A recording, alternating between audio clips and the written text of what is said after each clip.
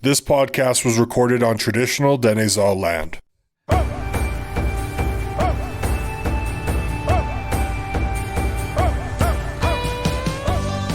Hello friends, this is Trey, the host of Before the Peace, where we take you on a journey with an Indigenous lens looking at the history of the Peace region. This is the very first episode where I have no Jenna at all. The first time in close to a year and a half. It feels very, very weird, but we're still going to have fun. Before the Peace is still going to be going on every single month to take a look at the Indigenous members of our community, Treaty 8s, here in the Peace region.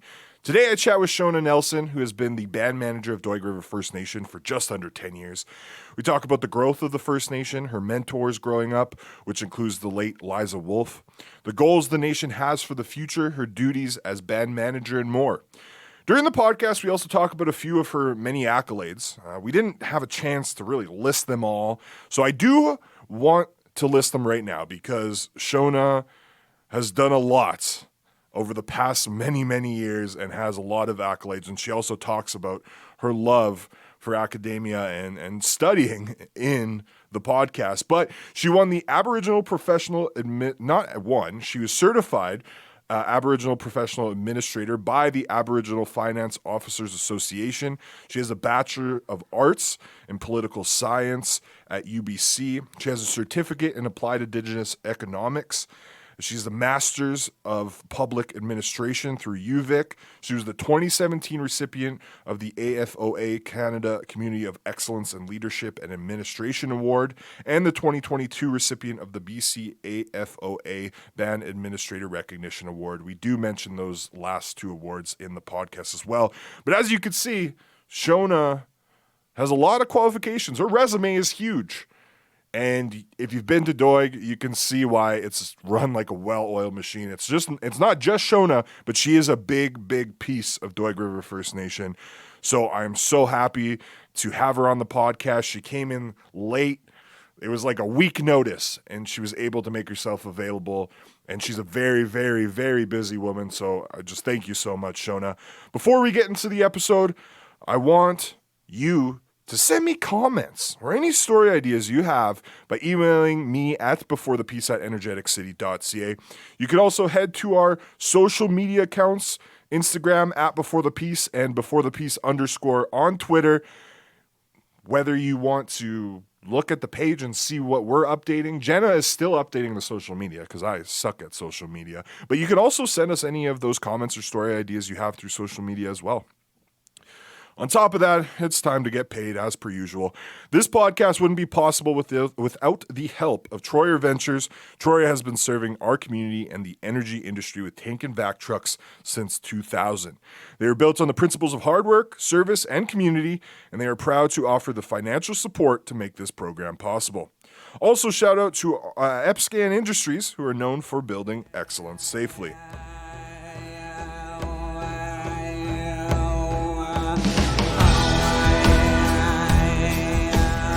What led to your job with Doig, starting with where you went to school or any jobs that you had beforehand? Sure. Well, I actually grew up in Rose Prairie, so I have been friends with many of the community members. Actually, a lot of the elders spent time with my parents. So Doig has always been a part of my life, just not necessarily in work. But after I graduated from university, I started my career as a First Nation practitioner with Northeast Native Advancing Society back in the late 90s. Worked there for a number of years, and then I worked at the Tribal Council for 8.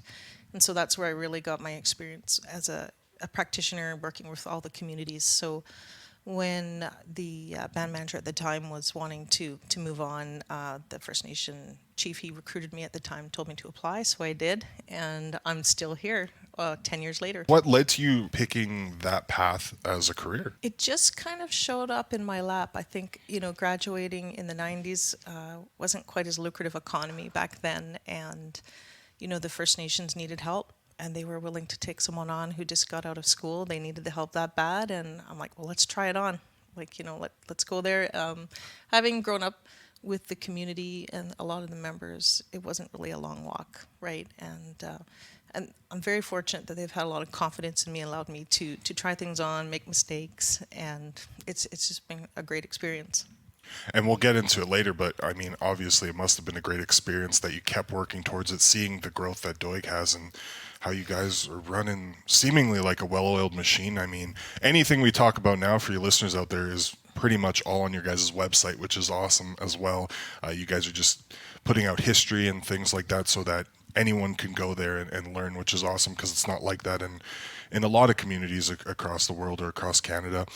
Growing up, you were saying with the economy, it kind of just fell in your lap. Was there also a want there? You know, it's the 90s. There's still a lot of rough patches for Indigenous people in the 90s specifically.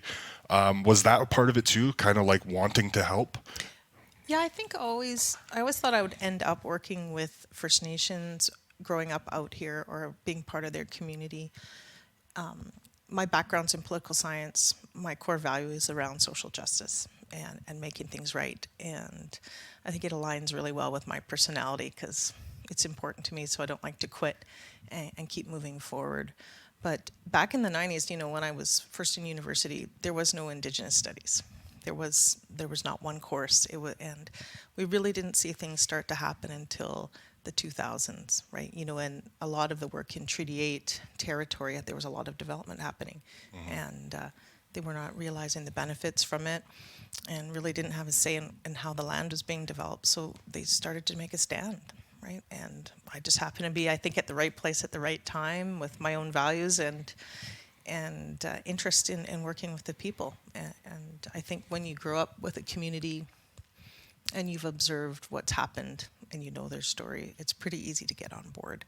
And be it all the First Nations, I've been fortunate in my career to work with many who traveled up to Lower Post when I worked with Ninas up the highway, spent time at Fort Nelson, all of the Treaty 8 communities, and they're all unique and they're all special. And I think I've been very, very lucky to learn from their members, their land users, their elders, former leaders.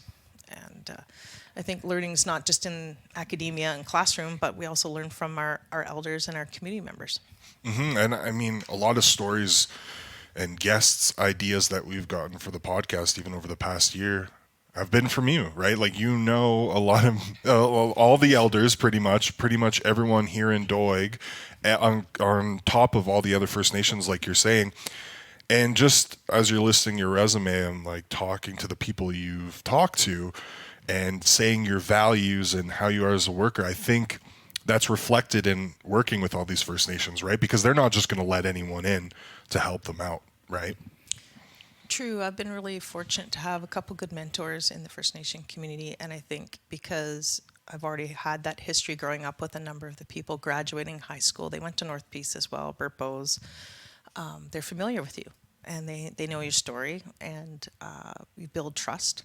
And once it takes time, you know, and not every relationship's perfect, but I think the longevity is that I work hard and I try hard. And I think they've been really accepting of that. And at the end of the day, it's the goal for what you see for not only First Nations, but people in general, right? And these communities and everyone coming together.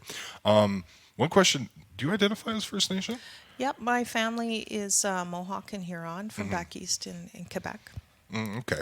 And so you were born and raised in Rose Prairie, and then all your family came from Quebec, or were you born and raised in Quebec? My parents were gypsies. I think they came from Montreal in the late 60s, actually, to Richmond. And I was born in Richmond, and we moved up here in 1977. And on the Greyhound bus, we came off, and I was 5 years old, and here I was. But we always have a funny story. Jerry Atachi, he was a former chief, very influential in the Montney, the Absassin case. And he used to come over and visit. He goes, "I remember you when you were little." And he was 5 years old. It was cold, and I would never have thought that I would end up hiring you as band manager, right? So him and former Chief Norman Davis, they hired me. Oh, that's so cool. And you're talking to him all the time and seeing him every day, so that must be a cool experience as well, right? Yeah, you can't beat the experience of working with the Doig elders. They're so kind and inclusive, and they like to share their stories. And just spending time with them and their positivity and just learning. Actually, a lot of the Beaver elders, even the ones at Prophet River and Blueberry and Halfway that I've been able to connect with, their stories of resiliency, how strong they are, how they survived just harsh climates, poverty, you know, and they're still here. And they have a great attitude. They just want to be part of the community and collaborate, and they have friendships and relationships, and they contribute, and they're just, it just makes it so easy to work with them. 100%. Even from the media perspective, with me over the past couple of years, kind of, an energetic city, kind of building a relationship with Doig. I mean, speaking with elders and having that opportunity is just, even if it wasn't on audio or for writing, it's still special. Like talking with Jerry, I know that was even a huge learning experience for Jenna and I. We were at the point where we'd been doing the podcast for a year, and as he's talking, I just sensed like we shouldn't be talking or like filling in the air. You know what I mean? Like when Jerry is talking, he's telling you a story, you're listening, and then he'd pause, but you know that he's thinking so that he's telling the story correctly. And if you listen back to that episode, Jenna and I, outside of the intro, did not say a lot. We added some things here and there for Jerry to kind of align his thinking, but it was just a cool experience for us. And I forgot I think I talked with, Judy Desjardins' mom with Blueberry River First Nation. Sandra. I talked with Sandra, and I kind of asked her about some etiquette with talking with elders, and that was kind of one of the things. But the biggest thing was, you don't tell them a date and time, like they'll do it. It's just interesting things you get to learn on top of hearing these stories. It's just been really cool to be able to do the podcast and learn those stories as well. So for you, being able to meet elders from across not only the Northeast, but I'm sure in BC in general and Canada, must be huge. I just want to go back kind of to the beginnings you were talking about with your parents on the Greyhound bus and them being a little gypsy like. What did you learn from your parents that that you have taken with you moving into working as a band manager and working with First Nations? Well, I think with my parents, my mom is Indigenous, and a lot of the values around, and my father actually is Métis. The things that we learned about is using everything. That if you hunt, you use every part of that. We ate out of the garden and what we grew, and livestock, and those values of appreciating what you get from the land and giving back and taking care of it. Right, those are the core values. And when you don't have a lot, you share with others. You always have your home is open to others. So with my parents, I think that they taught me that. And also, in the 70s, I mean, it was a different time, like, pre-internet, yeah. We all had to melt snow sometimes, and it's crazy when I tell my kids that. I said, you don't have it that rough. It's a different kind of rough, I hear that from my mom still to this day. Yeah. So my parents, I know they're really proud that I work here at Doig. I think that they've spent a lot of time here with the community as well. And today is my dad's birthday. And so Jerry, of course, is calling my dad because they're friends. And speaking of dates that you mentioned, that Jerry remembers every date. Yes, that was one thing. So does his brother Billy and his late brother Tommy Atachi. That's awesome. So it's phenomenal memory because I can't even remember the date last week, and they remember it. But so those values, respecting the elders, and also just being there to take care of the people. So taking that with the community. It's actually bigger than ourselves. So the work that we do here is about community. It's not one person. And I would say that at Doig, they're always there to help everyone out. Even though at times have been hard, and there's a lot of those experiences from colonization, right? And that has disenfranchised families and communities. Doig always comes together. Even if they're mad at each other, they still come and help each other out. And they always use that phrase, like, "Suneye," like, be kind. And I think that's a great value. One thing is why I brought up your parents again is just you saying that one phrase, the gypsy, like, I just kind of stuck to me. And just now you describing them, were they kind of open-minded? Were they very loving? Because that's kind of the sense I get from you, and how you've, not only has the First Nations opened their arms to you, but you've done it right back. And I'm wondering if that's reflected from your parents. I think my parents left back east and they came out to try things on their own. I mean, that was like the late 60s, 70s, Yeah. right? Kind of the hippie day. And trying it on, they came out north, got a quarter section. And I think Doig opened their arms to my family. Oh, okay. And so I think it's always been there. Like my whole life, I've grown up meeting different members from the community through my parents over the years. And it's been a great gift. So you were talking about some mentors that you had growing up. Do you mind naming them, who they were specifically, and if not, just how they helped you? Sure. In Indigenous and Treaty 8 country, a couple of my big influencers would be former Chief Liz Logan, Fort Nelson First Nation. She was the tribal chief at Treaty 8 when I worked there. And just a real professional human being, kind, hard on actions, but not on people. And I really watched her when I was a young administrator at the Treaty 8 Tribal Association. Liz was always calm, did not get too emotional, and I think it's a big skill to have when you're running organizations. Another one that has recently passed on is Chief Liza Wolfe from Doig River First Nation. She was an incredible human being. She was chief for 32 years and led her community through some really tough times, like dire poverty. And they got their settlement, and their community has done amazing work. And she's was a real beaver woman. She was authentic. I think I learned from her just to be a real straight shooter. She would just call government or industry out like nobody's business. And she didn't have high school education, but she was wise, and she knew when someone was not being transparent or honest. She called them out on it, and I'm not going to say the words because they're like on a podcast, but she would call them out. And I think learning from her and her experiences, Liza and Liz were just huge influencers for me. How have you taken some of the aspects of them and tied it into your own journey? I think the learnings, like just not quitting this and just keep moving forward.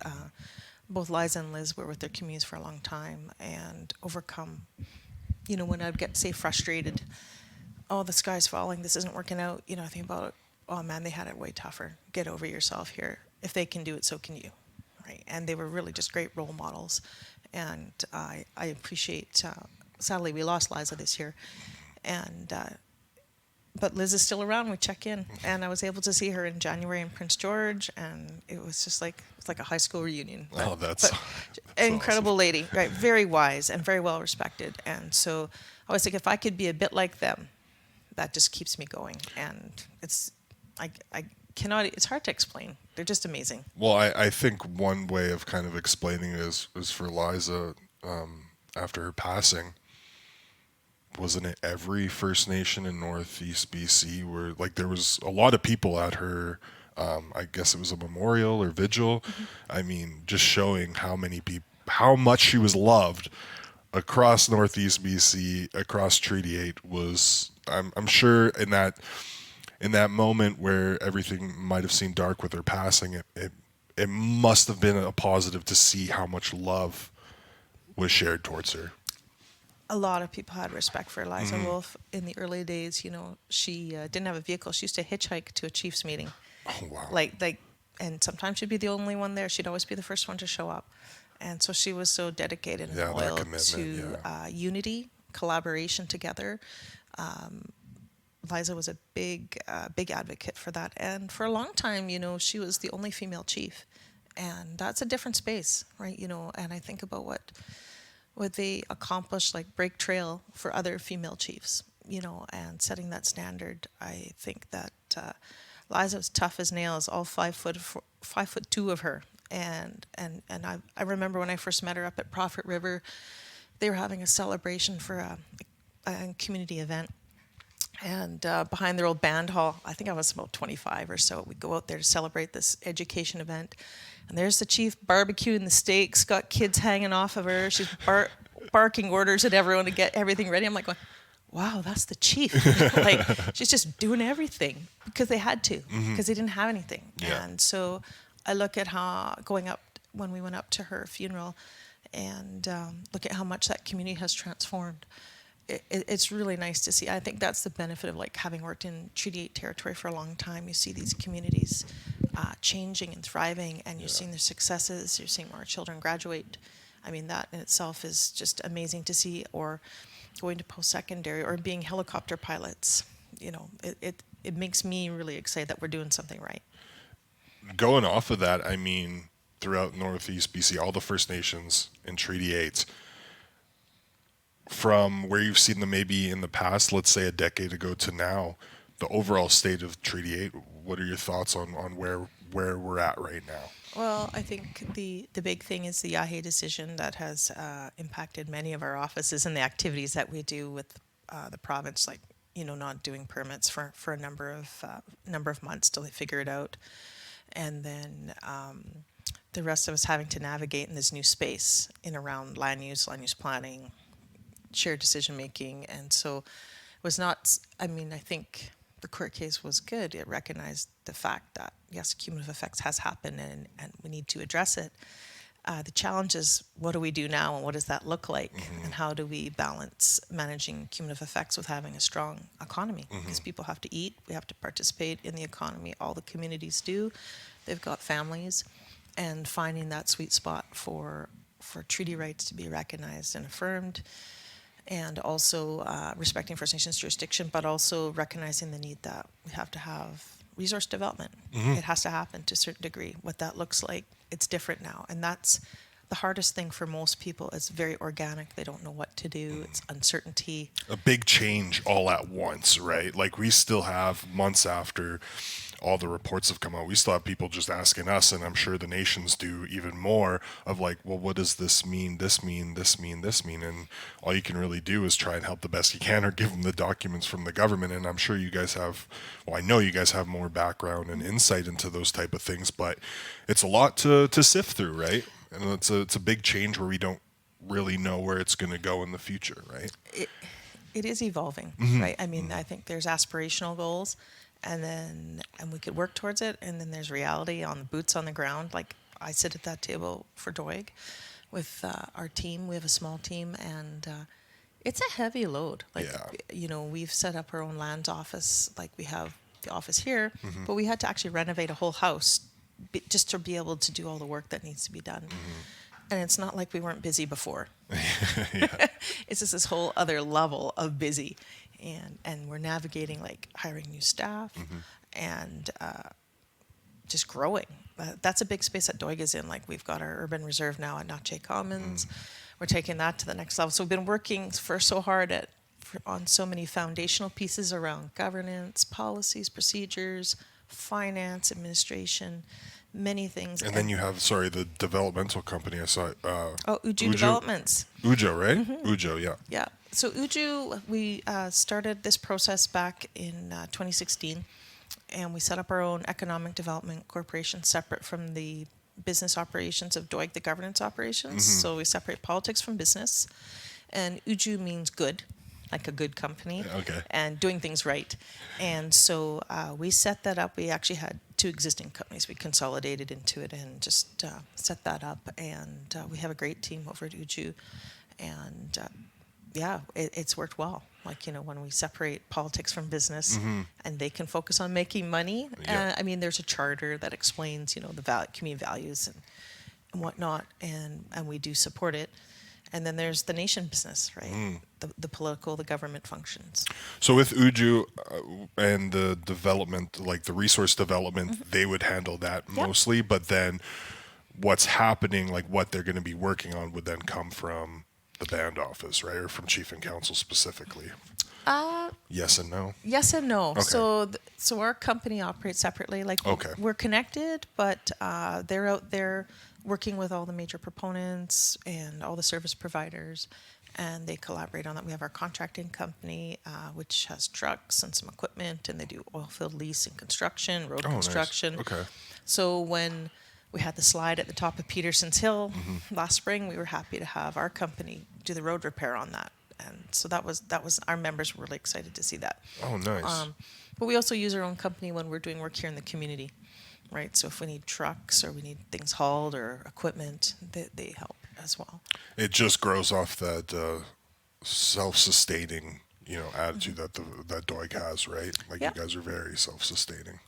That is a key theme for Yeah. Doig. And just to loop back on Uju, they have a lot of good partnerships. We have a great team over there that we collaborate with, and making these opportunities primarily in resource extraction industry. Uju does that work there, but they've also got some other type of investments, and they're very diverse, which I think will benefit them in the long run, and the nation.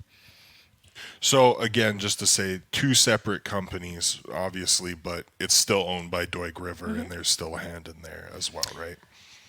Yeah, yeah, like we're the shareholder. Yeah, there Yeah, you go. yeah. There But you go. but That's they a better don't way get to in say there it. and manage the business. No, so like chief and council isn't putting their hand in things. No. Like it's run completely by them, but it's again benefiting the community, the First Nation as a whole. Yeah, yeah. Okay. And part of the work that we did back in 2015, 2016, is we worked towards our First Nations Financial Management Board system certification. So part of that is going through a process.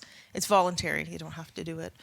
But we chose to go through it. We had a financial performance review, and we developed a financial administration law. And then last year we completed the system certification, which is a very robust audit of all of our systems, our financial governance, human resource systems. So it's been quite transformational for the community to set us up for when TLE completed and the work that we need to do with the urban reserve. We've always been a small First Nation because we don't have a large population. Like we're 341 this week. Oh, Hopefully really? 342 by the end of next week. Council Brinkworth's pregnant, so Oh. due any day. So we're waiting for number 342. But all the work that we've done, this heavy work in governance administration and transparency, grassroots decision making, members being part of the planning. We do comprehensive planning. We're just updating our comprehensive plan now, which is our checklist of all the goals that the members have that we work towards. So it's been really nice. So I think the governance work that we have done with successive chief and councils, they've all bought into the vision. They're very committed to running a very transparent community and government, First Nation government, and we have codes of ethics, all of that stuff that has to be in place, right? And I think that's where Doig has really stepped up. Great leadership from our chief and council, and engagement with the community. So there's not really any surprises. Right? No. Everyone's on the same page. So it's just like, when's that gas station coming? It's like, how fast? Right? So this week we've got our on reserve micro station coming, and they're like, it was supposed to be here last week, but then we got evacuated the day Yeah, of the of evacuation. Of course, that's the day the gas station is supposed to show up. Right? So, anyways, but the one in town, we're working on our gas station right now. We'll be breaking ground this year on that. But even going through that whole additions to reserve process to get the land in Fort St. John is a big project. Oh, huge announcements over the past couple of years for Doig and with partnerships as well. One last question. I just want to go back to Uju. Is the company pretty much made up of Doig River members?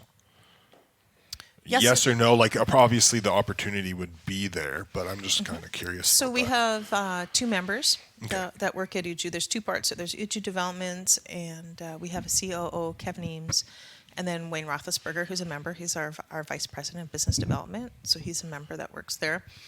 And then on the contracting side, we have Carl Puskupi, who's been with us for a long time, and he ran the other companies before, so he manages Uju Contracting. So there are opportunities for members to work in contracting or with developments. Some of the partnerships we have had members working with those, and then also they support our contractors. So some of the band members have like EPICIV equipment, but they don't have the big core or C Core certification. So they work with Uju and some of the partner organizations. We've got some great partners that collaborate with us.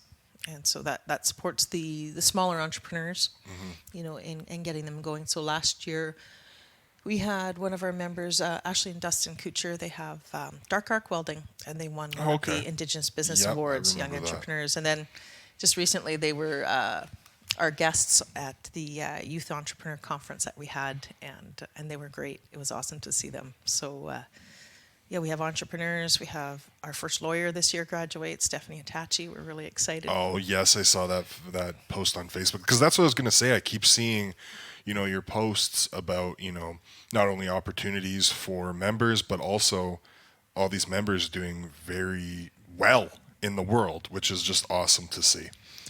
That's a big commitment by the community in education. That's always been super important to Doig, that when they settled their Montney claim and they set up their trusts, one of their biggest investments, continuous investments, is their stay in school budget and making sure that kids have all the financial supports they need to graduate, and then go to college or post-secondary or trade. And it was actually in our council meeting today, we were just talking about that. Our children, Doig members, should never have to worry about going to school. That burden is gone, because that's what the community works for.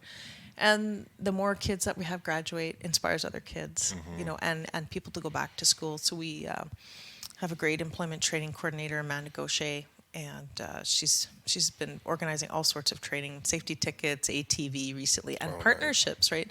So we had the guys from Canfor doing the ATV training for them, or our partner Mountain View Safety comes and does safety ticket training with our members, so that they're always ready to go work.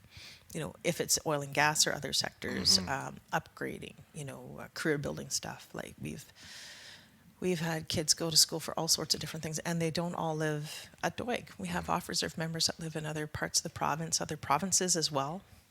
So we have a lot more students graduating from universities. So we don't have that big of a population. No, and it's just, I keep hearing more and more stories, and like my biggest one is, and I have a relationship with him, but Trail, like just from where he was at and to making a change into, hearing his story of, his memories of Doig when he was a kid and how it kind of went full circle, and now he gets to be a part of what is happening here in the community, which is just, it's incredible. It was incredible talking to him, but I think that's reflective of just all the, whether it be off reserve, just members in general are doing so well, it seems. Well, Trail's a great kid. Yeah.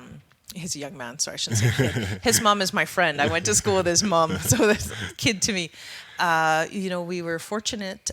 Shirley, his mom, is amazing because she's very well grounded in culture, and his uncle Sammy.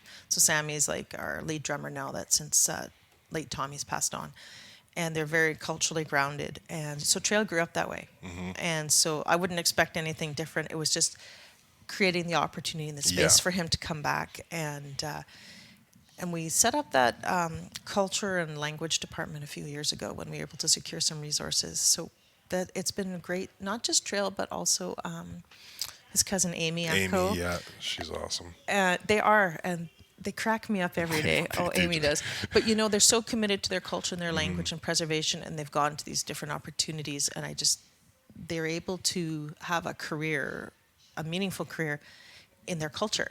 And I think that's amazing. And I think it really inspires them, and we've seen huge growth with them. And I'm really excited for Trail. Like, I never see him without a smile. He's smart, always happy. Yeah, thoughtful, very articulate. Super proud of him. And Amy and Madeline. Madeline has been doing language translation for years. We have Billy, who is our language champion, right? And Chief Trevor's dad, and Billy's 82. And he's still translating. Jerry translates. And we have a great relationship with University of British Columbia, Dr. Patrick Moore, that does translation with us. And they do these videos every week, translating words and creating opportunities there. So another thing that's really cool about language is we've got the local education agreement with school district. And so we're working with them in creating spaces to teach Beaver language in the school. Yeah, I was talking with Trail about that. That's really cool. And it is, because opportunities like that, or Doig Day, it's great to build relationships and break down barriers and perceptions. And it also strengthens confidence in our young people to be proud to be from Doig, to be done as a Sache Dene. So we've went into, a lot about Doig and your place here, but I feel like I should have asked this at the beginning, but it's whatever. It's an hour podcast. Band manager at Doig, what does that entail? What does your job entail, Shona? I know you kind of have your hands in everything, as is a full example of the past half an hour we've talked about, because you talked about finances, development, different departments. What are you doing as band manager? Oh, it's like other duties as required. A lot of the work I do. I work closely with chief and council, and I work with them, and they set the direction. It's my job to operationalize it with our team at Doig. And so there's that part, the administration, making sure that we have all the programs going. We have managing funding arrangements, building up a team. And that's been a big project. I think ensuring we have adequate resources, well, not just adequate, great resources, to take care of the people, make sure that the financial house is in order. It's a big part of what I do, securing resources, partnerships with industry. I do a lot of negotiations. I actually learned that from my experiences at Treaty 8 from Liz Logan, and some great people that I work with. So that's been something, because when I started at Doig, finances weren't as solid, and so we had to go and find money. So we had to go make it happen. So you just do what you have to do, right? And I had a great council that supported me in that, and very fortunate that they have let me try on new things. But there's managing people. Infrastructure's been a big thing you see lately. Yeah. It just shows up and you just get her done. You don't I was thinking, go back to Nike, just do it. Yeah. That's Doig. Just get it done yesterday, right? I love that. I just watched that Air movie about the Michael Jordan shoe. I don't know if you've seen it with Ben Affleck, but it was amazing. Anyways, going off of our basketball conversation before we started podcasting. But yeah, being the band manager, it just seems like you're kind of overseeing everything. Is that fair to say? Yeah, it's similar to like a city manager, chief administrative officer. It's very similar. Mm-hmm. Yeah. Okay. How do you keep track of all of it? Oh, wow. And do you get any sleep, Shona? Sleep is a precious commodity. Last couple of years. I think because I've been doing it for so long, it's just like a file folder. It just keeps adding to your brain. Yeah. But I actually don't do it that well. I've actually got an assistant now, finally. And she's taken over my life, my schedule, Lacey. And it's been good. Simple thing, you see it on my desk? It's a Post-it note. I'm Gen X, a little bit old school that way. I try to use the phone and texting I don't do so well with. But I'm getting there. But having to adapt. So I think that's just like the community, I've had to adapt and pivot and just build on that stuff. I am a little tired lately. I just finished a graduate degree, so my brain is like egg salad. But oh, wow. You just finished a graduate degree? Oh, yeah, convocation in a few weeks. Oh, my goodness. And I was just going to go into kind of your accolades, but if you want to talk a little bit more about that. So what is that, your convocation for which degree specifically, sorry? A Master's in Public Administration from UVic. Oh, wow. And so it was an online 2-year program, great program for anyone who works in public administration, government, or in public sector who want to. So it was a great program, and glad to be done. My husband and my daughter will be pretty excited, and my dog, that I'm just not like go to work, do homework, Well, I was just gonna say, you were studying while having this job at Doig. Oh my gosh! So you didn't get any sleep for years then? Well, you try, you get it when you can. I like school. I am a big fan of being a student. I think that keeps me interested. But the nice thing about the program was I could apply it in the Doig context. So I think it was really useful because my classmates got to learn a lot about our community because I could write about it. There were so many relevant topics, and it was so useful for the work that we did here. Great instructors. Funding for the schooling, did it come through Doig? A bit of both. Okay. Because the reason why I wanted to ask that is in my conversation with Trail, and I know there's some other opportunities where you guys will help out employees with schooling. Is that true? It's kind of like helping the employees progress so that you're kind of it's that grassroots mentality, right? You're keeping it within Doig and training them to then give back to the community. Is For that sure. fair to say? Capacity building is huge. Yeah. So I prefer not to manage by consultant. Prefer to have our own people here, and that's a huge goal for Doig is the member employment, working in their own administration. So I always kind of set a goal of 70% band members to be working within our administration. So right now we've got a lot of younger people because we've got some people retiring or trying on different things, but continuously improving. Yes, everyone's constantly upgrading their skills, including the band manager.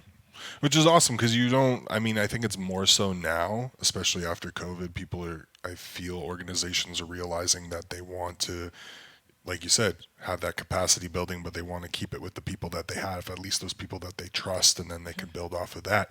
And so that's just why I wanted to bring it up, because it seems like, even with new faces coming in, I think Lacey just came in within the last year and a bit. But it doesn't feel like she's new. It feels like she's a part of the family. And even with Trail, like when I was talking with Trail and he said he'd only been doing it a year, and I was like, when I walk there, it seems like you've been there for 10 years. You know what I mean? It's just that community feel. You can definitely feel it every time you come in here. And now this is me just talking about how much I love Doig, but like even coming in, just seeing the smiles and people talking and just the energy is always good. It feels, maybe I'm just coming in at the right times, but that's definitely what I get from the First Nation. Is that like for you with your busy schedule, with when you had school? Are you still coming in with a smile every day? I guess maybe it just depends on the day and what you have on your plate because you're so busy, but I just find it would be hard to have not a smile coming in. I agree. Every day there's a smile. I've got elders and community women members waiting for me and telling me and teasing me every day. Like you said, Sammy, come by. He calls me Hillary, and I call him Bill.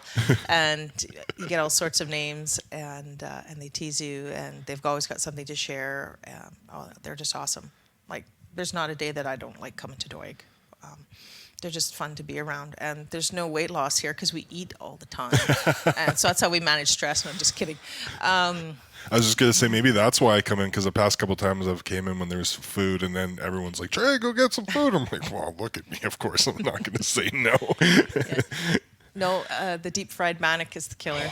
Yeah, if Margaret Davis is there, she makes it. It's so good. There's nothing better than Maggie's bannock. At the spring. The spring tea dance, Connie Gray has brought in these dessert bannocks. The bannock dessert. Oh my gosh. I will never be able to eat anything other again but those. No, that's what I thought in the moment. Like They were so bannock good. donuts or something. I heard about it. I wasn't there, but Brittany told me, and she said it was awesome. Yeah, so I don't know, I'd have to ask Connie, but I think she cuts them and then she puts like the filling in, like it's almost like a sandwich, but then she has it at the top. I don't know. Anyways, it was delicious. When she brought them in, before they brought them into the gym, the Doig gym, Connie says, "Trey, come here," into the kitchen and gives me one. "You try that, dude." Oh, Connie's awesome. She is. If we have meetings in town, I'm like, just book Connie. Her breakfast, and it's like always the same. "Connie, just make me that breakfast." And it's like breakfast bannock with bacon and cheese and biscuits. Oh, it's so good. I got to try that one and bug her. Moving back to the accolades, Shona, a couple of things. Like, I know over the past couple of years, you've won a couple awards, and I can't list them all off. I know the Community Excellence Award, I believe, was in 2017 when it was first brought forward. You won that for Finance Management and Leadership and Administration Award also last year. Sorry, those are two separate awards. What is it like for you? Because obviously you're not doing this job for these awards, but what's the feeling like getting the recognition of the work that you're putting in? Because it's very obvious that you live in and breathe in Doig River First Nation. So what does it mean to get those awards for you? Well, the one in 2017 was a really neat award to win for the community, and it goes back to a story that Jerry told me, and Jerry said that this was from the 80s or early 90s. He said, "I was talking to this guy, and Jerry would go to all these meetings, right? And it obviously bothered him. He said it to me, told me the story like, 'You guys at Doig are like 20 years behind the rest of us,' and I know that bothered him. So when we won that award at the International Conference for AFOA, it was just awesome because there was Chief McCadahey and Councillor Jerry before he retired, and Councillor Junior Davis, and they all eat, breathe, live Doig on their sleeve. And so when Jerry had that award, it was like he'd won the Academy Awards. For me, it was so meaningful for him because he talked about that story and how much it meant to him. No, we're not behind. Actually, we're ahead. We're doing great things. And so that just felt great for them to achieve that recognition, and to be a part of it, right? Mm-hmm. And I was going to say, you were a part of it too. And I think, Trevor, Jerry, and everyone who is kind of leading the way for Doig over the past, decades, you're coming up right there with them, right? Like you're helping all that hard work and helping it come to fruition.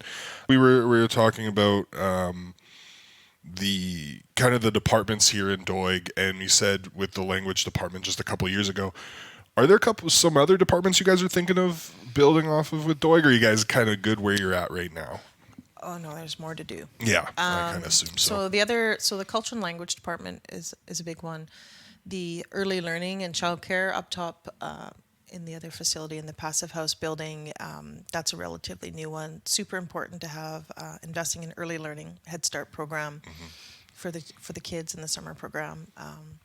I think that's where we'll see the long-term results of young people who live on reserve graduating, right? You know, they talk about earlier intervention. So that's one. Another big department that we are starting on is what we call our lands governance. And that's a unique one to managing all of our reserve lands. So there's our lands department that deals with the territory-wide stuff, like on Crown lands, treaty implementation. But then our lands governance will support land code. So we have a land code vote coming up. And land code is where we opt out of 44 sections of the Indian Act on lands management, on reserve lands management. So we will have our land code and we will build our own land laws. And it's very similar to like where you have municipalities develop their bylaws and all that development and how that happens, managing dogs, things like that. Yeah. And so that department is just in its infancy. And so that one will be growing out. So we'll be working, we actually learn a lot like from the regional district and City of Fort St. John, the way they set up their departments and how we look at development so that we're seamless and we're consistent. And so that's a big area that we will be growing, and also like with property taxation. So we got to do some taxation laws. So there's lots happening for Doig in the areas of asserting jurisdiction. Did that come out of the TLE?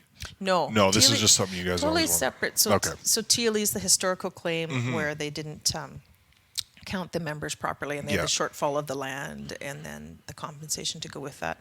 Everyone kind of gets TLE mixed up with all this stuff. So, so TLE was a specific claim to address a grievance, a historical grievance, but the reserve and the land code and all of that stuff is all about opting out of the Indian Act and asserting jurisdiction and being a self-determining nation, right? So we've done that with, I talked earlier about the First Nations Financial Management Board.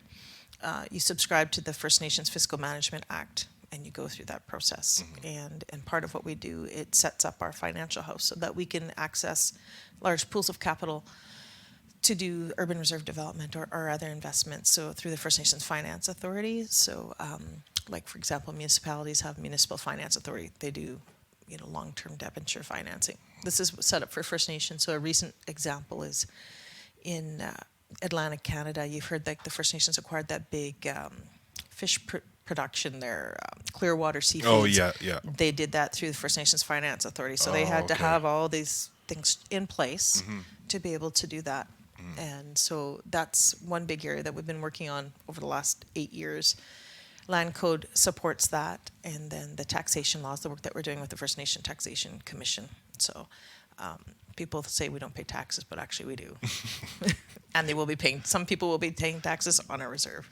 So the reason why I brought up the TLE, because obviously there was the compensation there, but there was portions of land too, right? Like through the TLE. So that didn't change what you guys have for the lands department as well. Like it kind of, I guess it's just going to help it once you guys have the department, because then you'll be able to set that land up too. So some of the lands that are slated for TLE won't convert to reserve right away. Oh, it's a process called additions to reserve, and you have to go through this protracted process with Indian Affairs, and they have to make sure that we deal with existing tenure holders, permits, deal with all those notations of interest. Multiple years of work. Yeah. Okay. Like even our in-town property that we converted to reserve at Nache Commons, like Gataquat, that took 3 years. That's fast. Okay. That was like we had someone working really hard to help us with that. Some of our lands that we've selected through TLE are in the bush. They've had development happen on them, so we have to make sure the land is clean. So there has to be environmental site assessments done. There has to be some restoration work before Canada will accept that, because the land has to be clean to convert to reserve.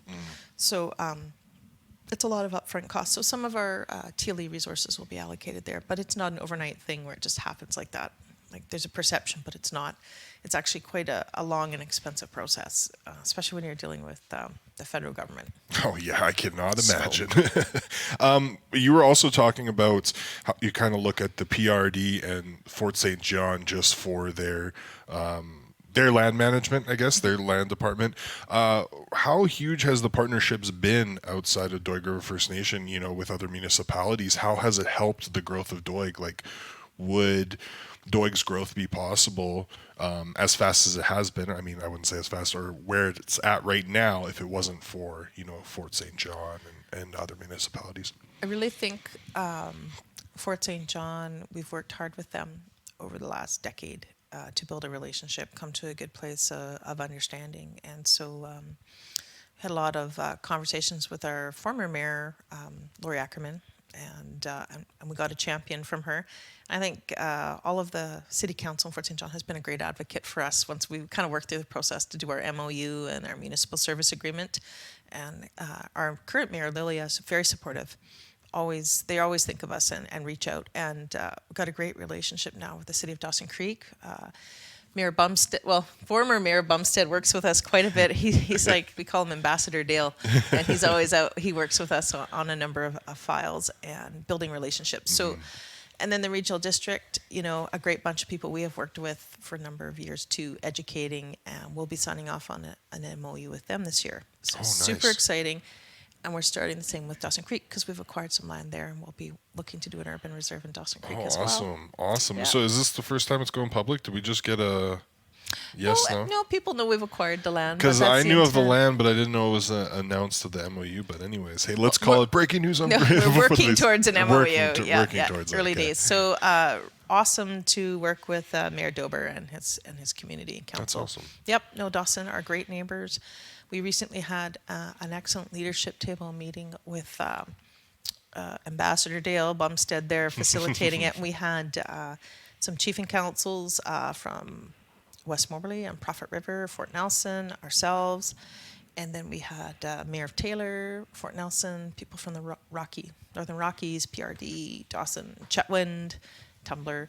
It was awesome. We had a great leadership meeting and collaboration and just common interests and how we can work together. So that has been a big change, I would say, in the last 6 or 7 years, is this stronger relationship with local government. We have a lot more in common with them than people realize. And we have smaller populations, we have higher interaction with our citizens, and there's similar issues that we work with. The only difference with First Nations is, the municipalities are primarily dealing like with water, sewer, what's within the scope there, but we deal with 3 levels of government, 3 orders of government. We're dealing with child welfare, we're dealing with social assistance, we're dealing with health, many economic development, land management in different areas. And so we manage 3 orders of government, small population, never enough funding from Indian Affairs, so you have to bring it in yourself. And so those partnerships then help with that, right? Yeah. Why do you think it took so long? Is it just the work that had to be put in to have that partnership across the region? Yeah, I think so. And Doig started it back in 2009, before I was working at Doig, and they had taken initial steps because they were thinking about having an urban reserve back then and collaborating. But, there's just been a lot in the news. There's been a real shift in Indigenous awareness, I would say in the last 7-8 years. 100%. Like it was non-existent when I went to school. Like I remember graduating grade 12 and I was in Montreal, and that's when the Oka crisis was there, and my family was there, on the other side of the bridge. And I think about how far we've come since then until now. Although there's still issues like land back, and there's all these different disputes. But I think government has come to the realization that you actually have to work with First Nations and you have to honor treaties, and they were pretty dismissive before. So it has been a big paradigm shift. Like I think in Fort St. John, I'm super proud of Fort St. John. Like, it doesn't always have the best reputation for being inclusive that way, but I think we could tell another story in a lot of the relationships and engagements that we've had over the years. And I feel that our community, Doig, has done a good job in building those bridges. Off of that, like the conversation bringing Trail back up is when I had him on the podcast. I talked to him about how, him growing up in Fort St. John, I had heard a lot of stories from those who grew up in Fort St. John way before him, like, different generation, and how it was pretty bad there and how it had been described as the wild, wild west and the racism was rampant. And I asked him, growing up, how it was like for him. And he said he never really had any problems, which, maybe it was on a minor scale. I'm sure it was still there and maybe he just didn't notice it or it just didn't come to his head. But it did definitely show me that, like, okay, the needle's moving, right? Because even talking about you in school, like, I'm only 31. I graduated in 2010. I didn't learn anything about residential schools in school. Nothing.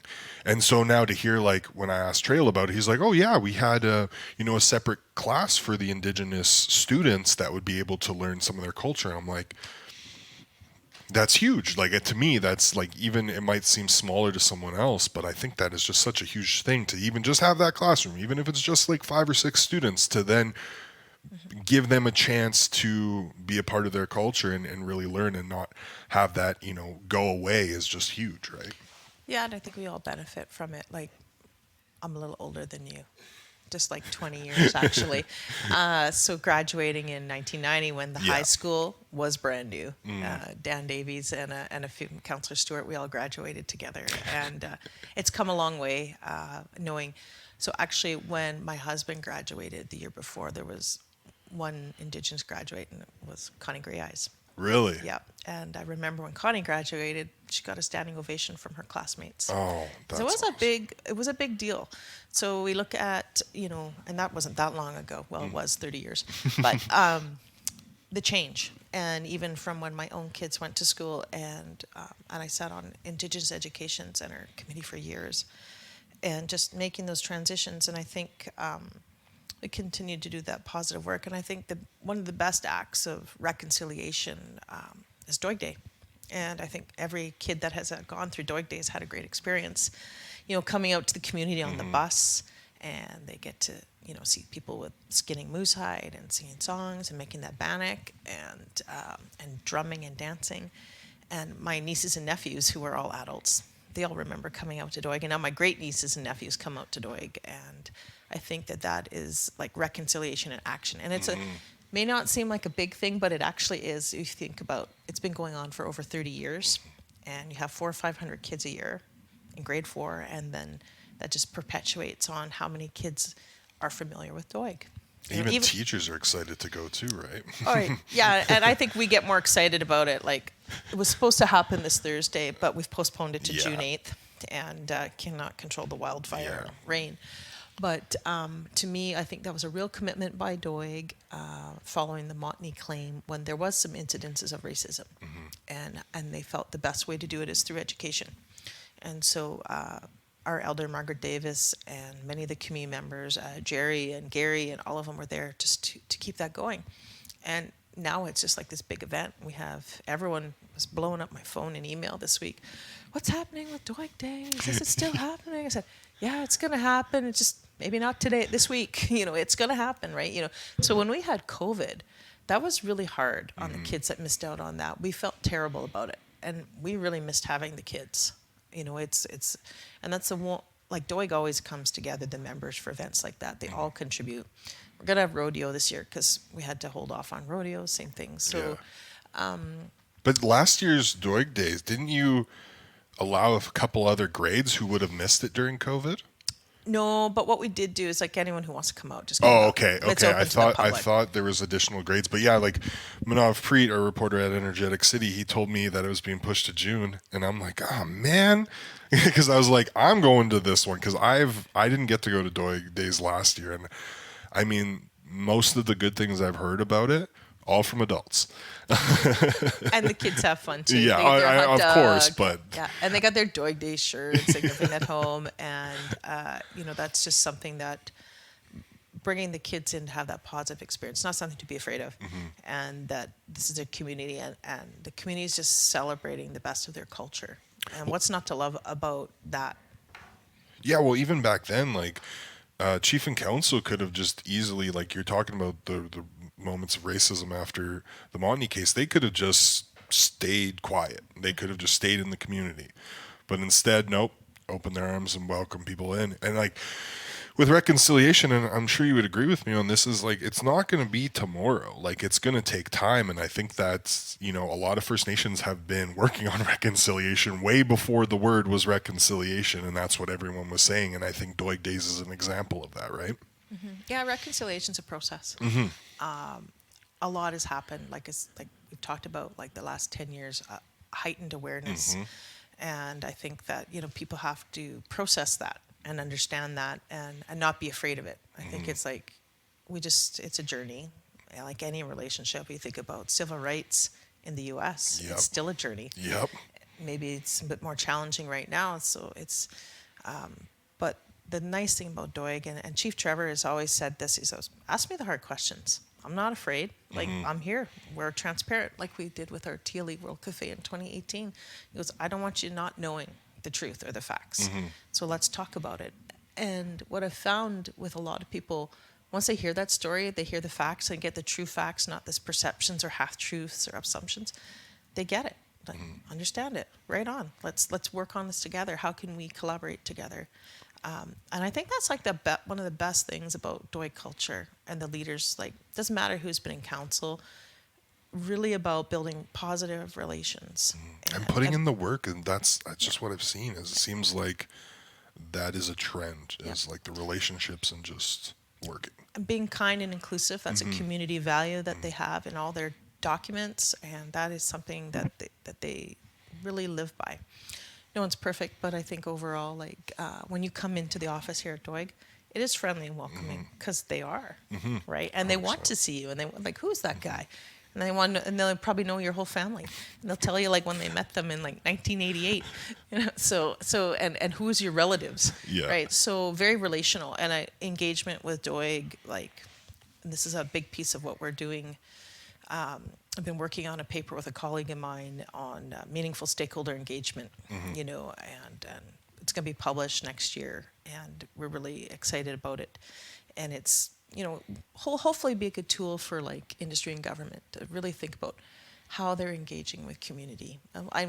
We can't speak for other communities. We can only just speak for Doig, right? You know, and how to work with us, how having good relations, you know, is beneficial for both industry and government, providing certainty, you know, and good communication, and being respectful of all the parties. We all share the land, right? Everyone has to benefit from it, right? And we need to leave the land in a good condition, right? So it's sustainable for future, right? And that's a bit of a shift, right? We're seeing a big change, you know, climate change. We're seeing forest fires. We're having to work together on all of that, you know, floods. And so it's not just, you know, everyone has to come together and talk and come up with solutions, you know, and being able to do that respectfully is, you know, grounded in good relations. I can't remember off the top of my head. Last week, you guys had a groundbreaking. Was that for what was it for? So our groundbreaking is for a new learning center, cultural learning center. Okay. So from here, you'll just see it's in between the church and here, that flat area. Yeah, and that is going to be some classrooms and some offices and a sound room for Beaver language recording. Ooh. Yeah, and high tech, right? So that was on the community's list, is to have a education training center.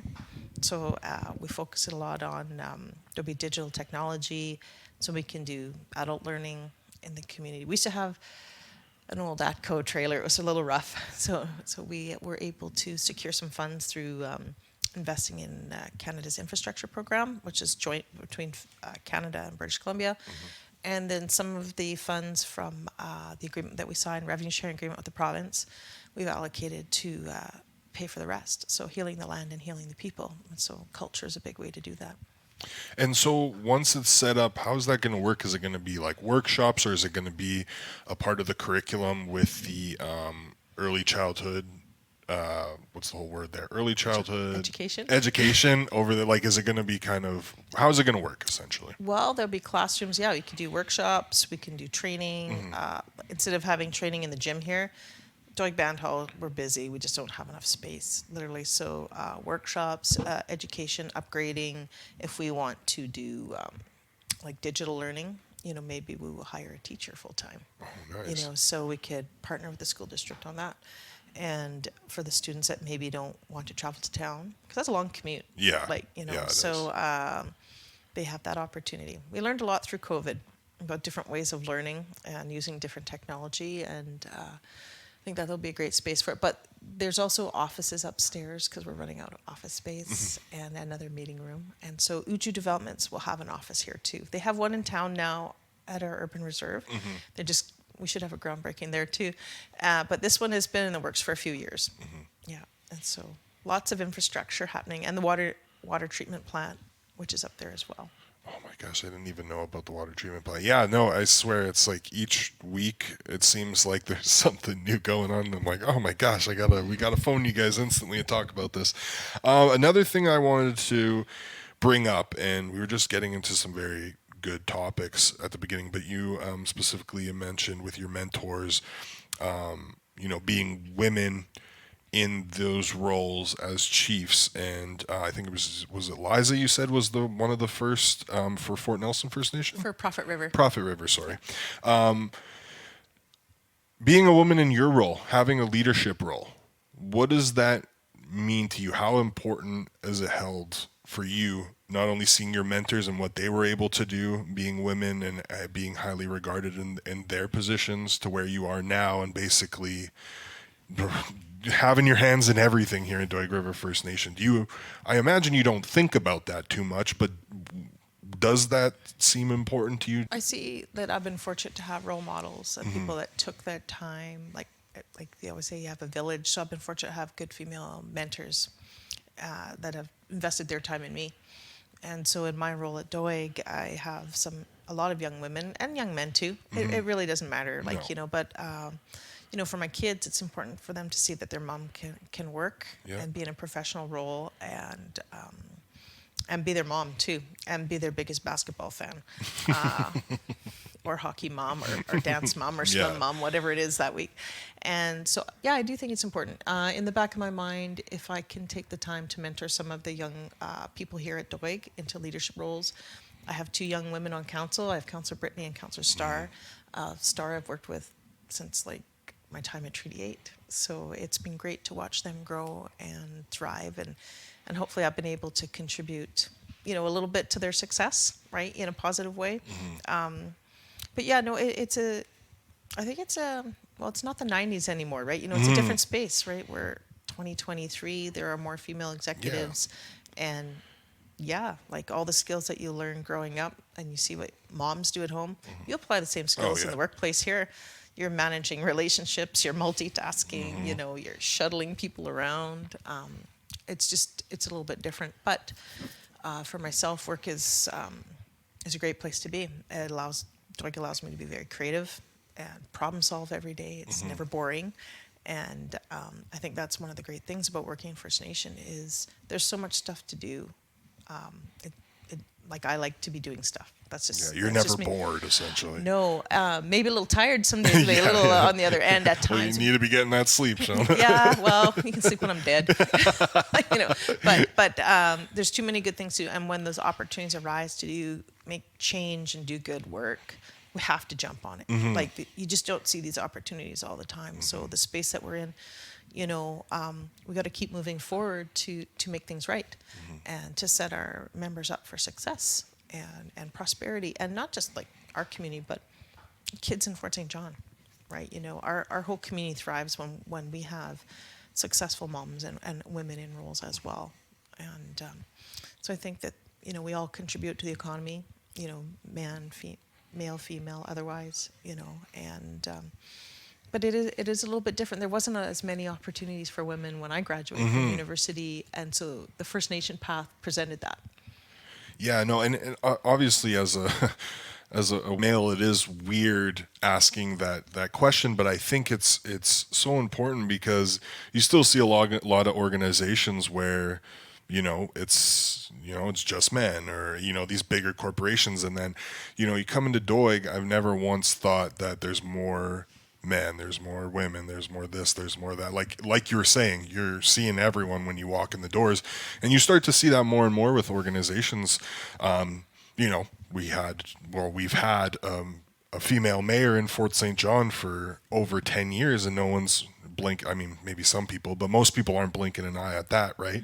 And it's just, I find it so cool that yes, you look 10, let's say 20 years ago, when you were growing up, it's almost so heard of, and now it's not. And I think most of the females in these leadership positions now who've went through those hard times really had to work to break that ground, and now you can be a mentor for another female going into that position or into any other position and share your advice to them, and then hopefully it's not going to be as hard for them, right?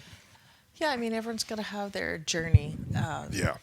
We all have to go through those learning experiences. And I guess hard is, yeah, they had it really tough. Like, I look at my life, I'm very lucky. Yeah, it wasn't perfect, but, great people in my life to encourage and support. And, our family, we've always worked hard. My grandmother's probably my biggest influence, my dad's mom. And she was a single mom. And that was tough back then, really tough. And when I think about what Liza had to go through, it just motivates you. It's like, what are you feeling sorry about? Get it together. Like, really, you have a roof over your head. You have people that love you. You have opportunities for education. Is it easy? No, but it shouldn't be. You got to go through that journey, right? And everyone has their journey about learning and work ethic, and contributing back to community. I think it's a big thing that we need to instill in people and with our young people. It's like, it's one thing to have all these opportunities. We create them, but the hope is that you'll come back and do the same, and It's not just about that person, it's about the whole community. Yeah, and right? I think that's when I think of Trail and I think of Amy coming back, that's what it's about. They're coming back to work for their nation and to grow it. And we have people that, like, for some of us, went away to university because there was no UNBC at the time, or we went to the college, and we come away and we come back and we contribute to Fort St. John. And I think about some of my classmates doing great things. We have an MLA that I graduated with, right? Good guy. City councilors, that a ton that have volunteered. Some are teachers. I just ran into Jarek Salinas the other day. He won a recognition for teaching, and that was great. That's people that I went to school with, and but now we're the older ones. So I'm hoping that our young people, those that go away, come back and contribute and grow our economy and our community in Fort St. John. There's some really great female entrepreneurs in Fort St. John and leaders in different roles. And there's also a lot of them. And men too. Yeah, 100%. And you've seen a real paradigm shift in values and approaches and collaboration and communication. It's, like you said, it has made that shift from when it was like when I went to school and graduated in the 90s. It was a little bit different. But that's okay. Right? Yeah, it's going to be different hardships now, and not to say the route for anyone's going to be easier, but it's definitely, you can't compare it to back then for sure. No, I remember graduating from university, and that was the year internet came out. So I'm dating myself. I remember writing papers with the old printer, and now it's like, oh my God, just going online, and it's Google and Google Scholar, and all your textbooks are online. You don't even have to have a hard cover. And in my basement, I have boxes. I'm a book hoarder. And there's textbooks. I'm like, I just can't get rid of it yet. I'll probably never. I just got to deal with it. And I just haven't. I just made a joke to the U17 basketball team I coach. I made some joke about a rotary phone. One of the kids is like, what's a rotary phone? Party line. I'm like, oh my gosh. Now I'm getting to that. I'm only 30. What the heck's happening? But no, it's definitely a different time. And it's not that everything's all butterflies and peaches, but it seems like we're going in a good direction in a lot of different things, especially in Canada, I would say, in some ways. Yeah. It's a unique time. We're in transition with a lot of culture wars, identity politics, things that we're navigating through, but not unlike the 60s and 70s or even early 80s. It's just different. We'll land somewhere in the middle. I think we always do. Yeah. I agree with that. I think that one thing, social media's added a different polarizing effect to our conversations. I think we're lacking a bit of civil discourse out there. It's okay to disagree. It's okay to be left or right or somewhere in the middle. It's just like be kind to each other, And I was listening to a good TED talk the other day about having empathy for the person who's disagrees with you. Coming into a space, I've been reflecting on that this week. I'm like, okay, how can I be better, right? And we don't get so, oh, they're over there and just they're all crazy, Maybe they're not. Maybe there's a reason why they're thinking that way, and we just have to go to that space of having empathy and find out why. I need to watch this video because that aligns with my thoughts so much. I just had someone that I work with a couple weeks ago say to me, like, we get phone calls, working in the media, we get phone calls from every type of person, some mean, some very pleasant, left, right, it doesn't really matter. But he came up to me and he was just like, I don't understand how you can sit and have a civil conversation with someone who's on the right thing, having a specific issue. And legitimately what you just said is my thing is, well, you got to listen to them.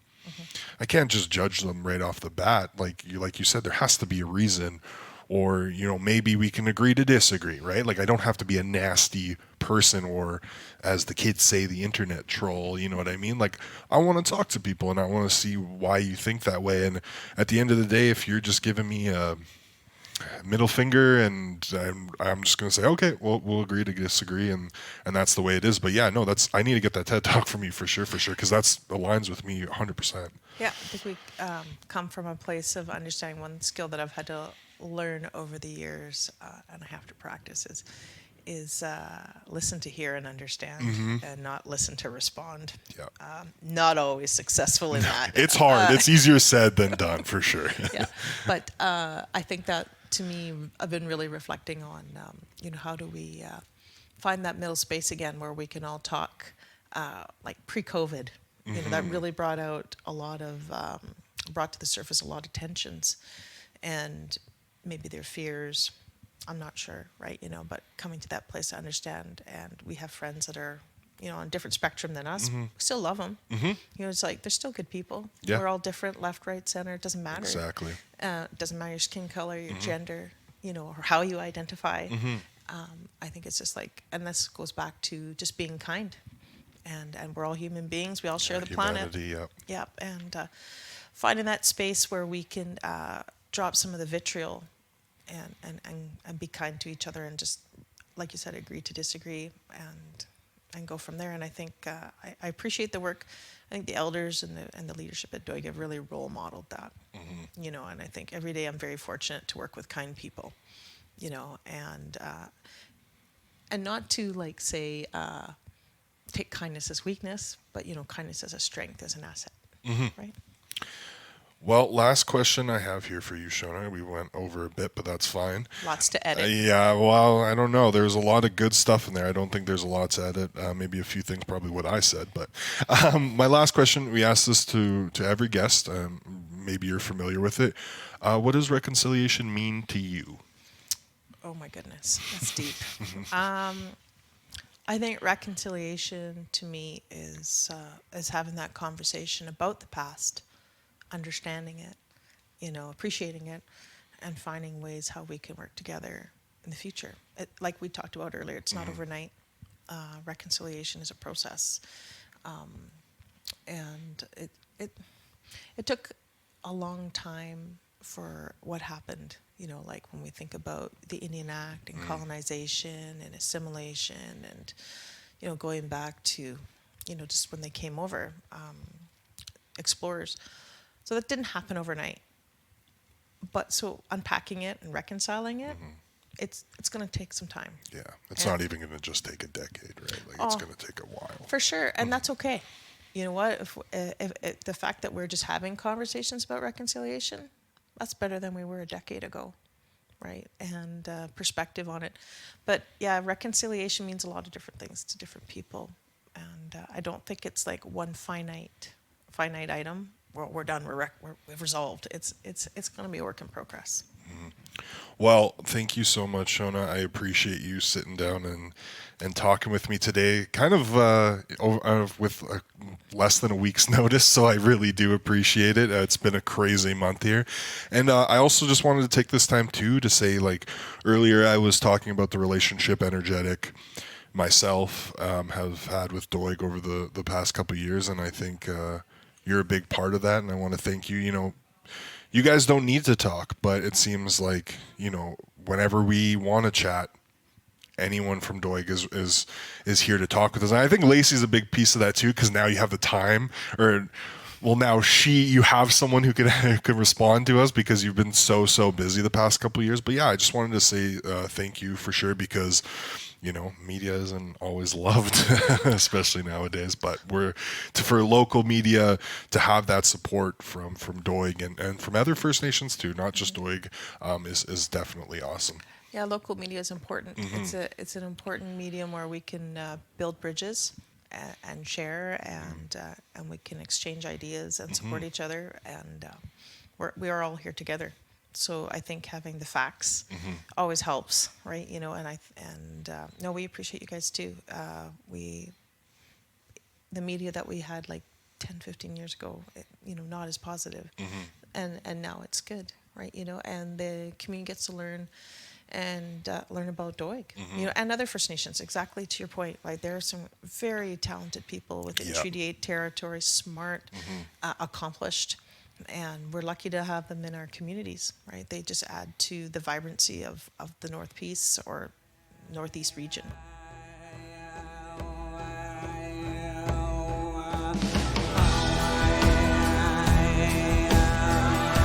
Make sure you guys subscribe to Before the Peace using your favorite podcast app, or at energeticcity.ca/podcast. If you have a guest or a program idea, email us at beforethepeace@energeticcity.ca, or you can hit us up on social media at Before the Peace on Instagram and Before the Peace _ on Twitter.